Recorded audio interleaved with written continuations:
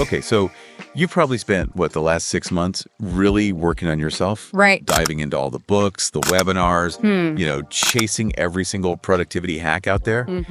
And yet maybe you still feel, I don't know, a bit stuck, overwhelmed, like you're always behind. It's a really common feeling, super frustrating. Totally. But what if the issue isn't the tools or even how much effort you're putting in? What if it's something else? Exactly. What if it's actually your own brain? Still kind of wired for yesterday's world. That's interesting. So today, let's really dive deep into why your brain might be holding you back and, crucially, how we can start to rewire it for, say, 2025. Yeah, and what's really powerful here, I think, is we're looking at a framework actually inspired by Ryder Carroll's bullet journal method. Okay, the bullet journal. Yeah. But we're reframing it. It's not just about organizing your to-do list. Right. Think of it more like a complete brain transformation plan. Brain transformation. Okay, go on. It's about deliberately building what you could call success circuits inside your head. Success circuits. I like that. Yeah. So we'll unpack how to get that laser focus back, with all the digital noise, how to build real momentum. Unstoppable momentum, hopefully. That's the goal. And also tackling that fear of visibility and just making success feel, inevitable. Okay, how? Are there specific techniques? Absolutely. We'll touch on things like mental rehearsal, how that can literally create future memories for what you want to achieve, even wealth. Future memories, wow. And how to break that cycle of failure some people feel stuck in by actually facing avoidance head on. Confronting avoidance. Okay. Also talk about activating your CEO mode for the big strategic decisions, using these things called collections. Right. And how the future log isn't just a calendar, but more like a compass for navigating all the uncertainty out there.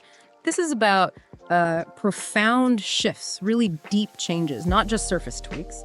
That idea of pre-training your brain, that's really grabbing me. Let's unpack that first bit, the mental rehearsal. Okay. So Ryder Carroll's original idea, rapid logging, just jotting things down quickly, like a brain dump. Exactly. Quick thoughts, tasks, ideas as they hit you.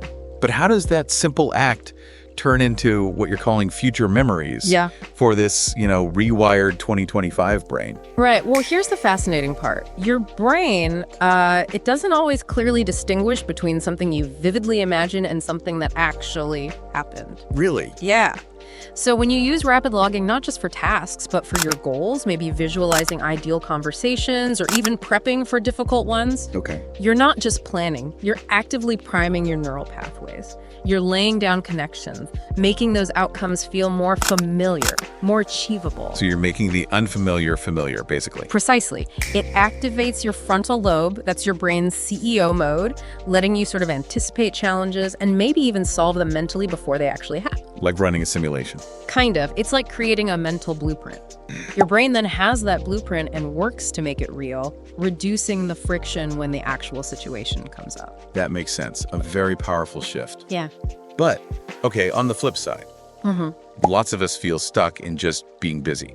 Right. Or even self-sabotage. The busy trap. You mentioned confronting avoidance to break the brain's addiction to failure.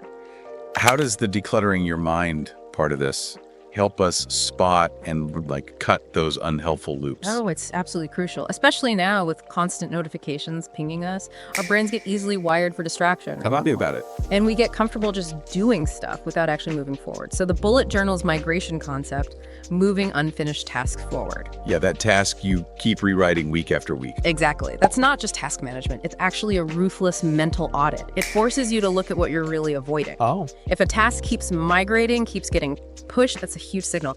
Is your brain just comfortable procrastinating? Is it addicted to the illusion of being busy? So migration becomes a diagnostic tool. Totally. Breaking that loop means consciously deciding, am I going to do this? Am I going to schedule it properly? Or honestly, should I just let it go? Let it go. That's hard sometimes. It is. But facing those tasks often reveals a deeper fear, maybe, or a decision you haven't made. Yeah. And once you confront that, the mental space, it frees up. It's incredible. It's about keeping only what genuinely matters moving forward. Okay, so declutter, pre-train the mind. Yeah. How do we then activate that CEO mode you mentioned for the big stuff? The strategic decisions beyond just daily tasks. Collection sounded key there. Yes, collections. The crucial part here is that they're about intentionally firing up your frontal lobe, your strategic brain, before you make a critical choice. Before, not during or after. Exactly. In 2025, just reacting, that can kill your goals. So by creating a dedicated collection, a space basically to brainstorm or analyze scenarios or reflect deeply before you launch that product or make that career change. Or even tackle a big personal thing. Absolutely. You're making a deliberate choice to engage your highest cognitive functions. It's not just a metaphor for thinking hard. You're literally strengthening the neural connections for strategic long-term thought, making your big moves less emotional, more grounded. Got it. Intentional, strategic thinking space. Yeah. And finally, with all the uncertainty, how does the future log fit in? How does it become our compass for 2025 without being too rigid? Yeah, good question. Because rigid 5-year plans, they often don't work anymore. Things change too fast. Right. So the future log, used intentionally, lets you plot out your big aspirations while staying agile. It's about setting a clear direction, your North Star goals, not necessarily a fixed, unchangeable destination. A direction, not a detailed map. Kind of, yeah. It's where you capture those big picture visions, maybe launching something in 6 months, learning a new skill by year end, and then importantly, you break them down into steps you can actually plan for. Makes it less overwhelming. Exactly. It's not about predicting the future perfectly. It's about preparing for it.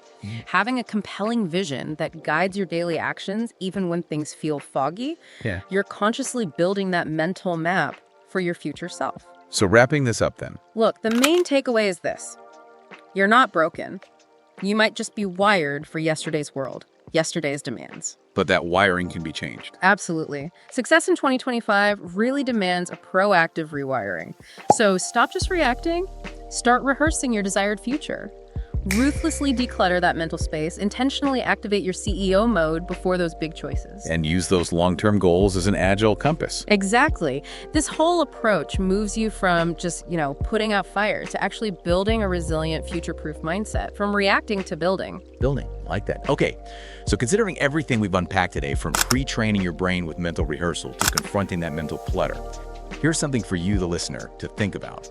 What's one limiting belief, or maybe one outdated habit, that you're truly ready to challenge and break this week to really step into your Rewire 2025 success?